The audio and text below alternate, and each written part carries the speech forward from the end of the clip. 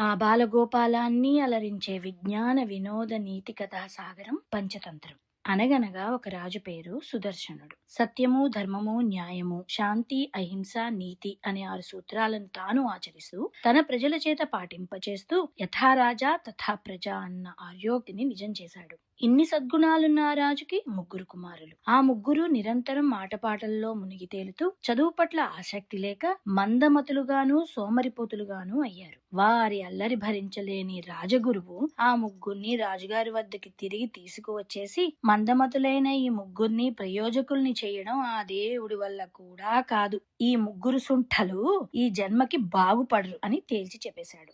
రాజగురువు మాటలకి ఉక్రోషపడిన ముగ్గురు తమ తండ్రితో, చదువుకోవాలని గొప్పవాళ్లం కావాలని మాకు ఉంది, కానీ గురువు చెప్పే విద్యలేవి మాకు అర్థం కావడం లేదు. అర్థం కాని చదువు వ్యర్థం కదా.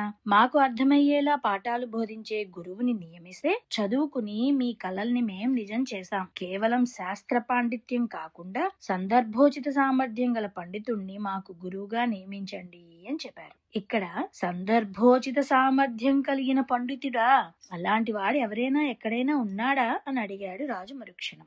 అప్పుడు ఉన్నాడు అంటూ ఒక రామచిలక ఎగురుకుంటూ వచ్చి అక్కడ వాలి, మా గురుదేవులు విష్ణు శర్మ గారు ఉన్నారు. ఆయన మహాపండితుడే కాదు, సందర్భోచిత పరిజ్ఞానం కలిగిన మహామేధావి. మా ఆశ్రమంలో నా వంటి పక్షులకు, జింకలకు, కుందేళ్లు, కోతులు, కుక్కలు, కప్పలు, కాకులు ఇలాంటి జంతువులకి అందరికీ ఆశ్రయమిచ్చి మేము ఎలా కలిసి జీవించాలో చిటి పొటి నీతి కథల ద్వారా మాకు నేర్పుతూ ఉంటారు. పక్షుల్ని, జంతువుల్ని జ్ఞానవంతుల్ని చేయగలిగిన మహానుభావుడికి మిమ్మల్ని సకల శాస్త్ర కోవిదులుగా తీర్చిదిద్దడం ఒక సమస్య అనేసి తుర్రున ఎగురుకుంటూ తిరిగి వెళ్ళిపోయింది. చిలకమ్మా, ఆగమ్మా, మేము వస్తున్నాం. మీ గురుదేవుల్ని ప్రార్థించి విద్యాబుద్ధులు నేర్చుకుంటామంటూ రాకుమారులు 3 చిలకమ్మ వెనక విష్ణు శర్మ ఆశ్రమానికి పరుగులు తీశారు.